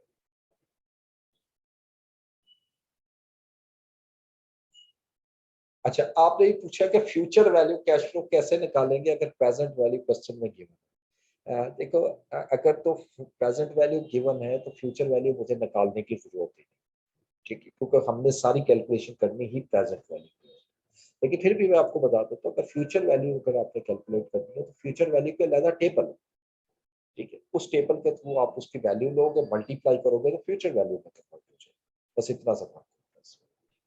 WTV written down value, WTV yes, accounting में आपने पढ़ा होगा, कॉस्ट में से जब मैं डेप्रिसिएशन लेस करूंगा तो उसको WTV कहते हैं, ठीक है। ये जब मैं कैलकुलेट कर रहा हूँ, ये 2 लाख की कॉस्ट है, इसमें 50,000 लेस किया तो 1,50,000, ठीक है। अच्छा, कॉस्ट ऑफ कैपिटल क्या चीज होती है? Cost of capital is the cost that has to be incurred by company. मैं थोड़ा सा आपको समझा देता हूँ कॉस्ट ऑफ कैपिटल के हवाले से। फर्ज करें, let's say a businessman invest ₹50,000 and took loan of 25,000। चलिए, अगर मैं इसको कहूँ तो मेरी इक्विटी है 50,000, ठीक है, और लोन कितना लिया? 25,000। अच्छा, अब इक्विटी पे आप क्या पे करते हो जी? Definitely dividend. अब मैं कहता हूँ जी मैं 15% डिविडेंड पे करता हूँ, और लोन पे मैंने 12% इंटरेस्ट पे करता हूँ। अब मैं क्या करूंगा कि इस 50,000 का 15% लूंगा, इस 25,000 का 12% लूंगा, इनको प्लस करें, क्या आ गया 10,500, इसको प्लस करें, ये आ गया 75। अब इसको जब मैं डिवाइड करूंगा तो ये cost of capital, this one divided by, sorry, this divided by this. ये अभी आगे पढ़ेंगे आगे जाके, ठीक है। थोड़ा सा मैं इसको 14% इसका कॉस्ट ऑफ कैपिटल, यानी आपने जो लोगों से पैसा लिया है बिजनेस से, उस पे जो आप पे कर रहे हो उनको रिटर्न पे कर, रिटर्न क्या होता है? जो चीज जो आप प्रॉफिट उनको दे रहे हो, चाहे वो इंटरेस्ट की फॉर्म में, डिविडेंड की फॉर्म, वो कितने परसेंट है, उसको हम कहते हैं कॉस्ट ऑफ कैपिटल। और यही मेरा रिक्वायर्ड रेट ऑफ रिटर्न है, यानी कम से कम मैं जहां पैसा लगाने लगा हूं, मैं यही पैसा आगे लगा रहा हूँ। तो अगर मुझे इस पे 14% रिटर्न नहीं मिलेगा तो इसका मतलब कि मैं नुकसान में जा रहा हूँ। तो कम से कम वहां पर 14% मुझे रिटर्न मिलेगा तो मैं समझे ब्रेक इवन। इसलिए हम उसको कॉस्ट ऑफ कैपिटल कहते हैं, ठीक है। और इसी को weighted average cost of capital कहते हैं, वैक। पूरा नाम इसका weighted average cost of capital है, और नॉर्मली हम इसको कॉस्ट ऑफ कैपिटल का नाम देते हैं। अगर एनवर्टी टेबल क्वेश्चन में गिवन ना हो तो मैंने ऊपर फार्मूला लिखा है, उसके मुताबिक आप कैलकुलेट करो, ठीक है। वेटेड कॉस्ट का फार्मूला जो है वो मैंने आपके सामने लिख दिया, उस तरह इतना लंबा फार्मूला लिखने की जरूरत नहीं होती, हम इसको टेबल की फॉर्म में कर लेते हैं। इसको टेबुलर मेथड ये भी करवा दूंगा आपको, अलग से करना ही है, ठीक है। वैक कैसे कैलकुलेट होता है ये अलग से आप कैलकुलेट करेंगे। फिलहाल उसकी कैलकुलेशन को छोड़ दीजिए, अब कॉन्सेप्ट की तरफ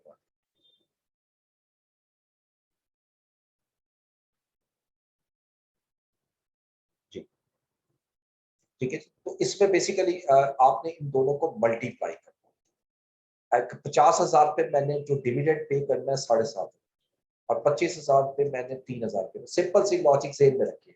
आप अपने पॉइंट से देखो, आपने मिस्टर ए से लिए 50,000 और आपने उससे ये तय किया कि मैंने 1 साल के बाद आपको 7500 रुपये वापस करना, ठीक है। वापस लोन, ये इंटरेस्ट देना, प्रॉफिट देना, ठीक है। और दूसरा मिस्टर बी से आपने 25,000 रुपए लिए और उससे एग्री ये हुआ है कि आपने 3,000। इसका मतलब जो 75,000 आपने लिए दो बंदों से, उनको आपने 10,500 रुपीज पे करे। तो अगर मैं आपसे पूछूं कि आप अपने जो पैसा लिया उसमें कितने परसेंट वापस कर रहे हो, कितने परसेंट प्रॉफिट दे रहे हो, कितने परसेंट इंटरेस्ट दे रहे हो, तो definitely that is weighted average cost of capital, that is बैक। ठीक है जी। तो पेपर में तो टेबल वो खुद प्रोवाइड करते हैं, ठीक है। ले जाने की जरूरत नहीं होती, और ले भी जाए तो कोई इतना बड़ा इशू नहीं। आप उनको बता दें कि ये मैं टेबल लेके आया, तो चेक कर लेंगे और आपको अलाउ कर देंगे, इसमें कोई बड़ा मसला नहीं। लेकिन टेबल के बगैर अगर आप करना चाहते हो तो ये ज्यादा आसान हो जाता है, इसमें टाइम आपका ज्यादा सेव हो जाता है और ज्यादा बेटर है।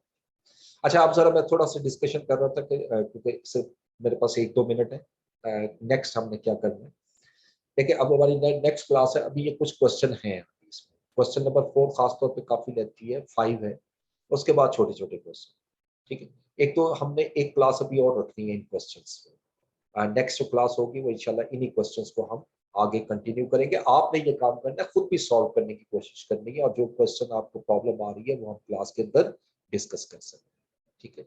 और वैसे मैं आपको कहूँ, और उसके बाद मैंने थ्योरी की भी एक फाइल आपको शेयर कर दी है, बाकी भी और थ्योरी भी मैं आपको इंशाल्लाह संडे तक भेज दूंगा, ठीक है। हाँ जी, कोई क्वेश्चन करना चाह रहे हैं तो कर ले, 1 मिनट है मेरे पास।